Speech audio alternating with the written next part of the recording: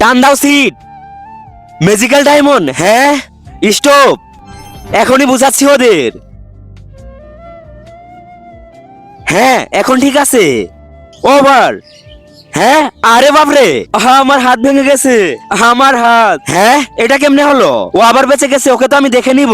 হ্যাঁ বিস্মি, এবার তোকে দেখাচ্ছি মজা। বিস্মি, হ্যাঁ স্টপ। দাঁড়াও দেখাচ্ছি। বিস্মি তুমি এখানে আসো, আর তুই এখানে। ওভার।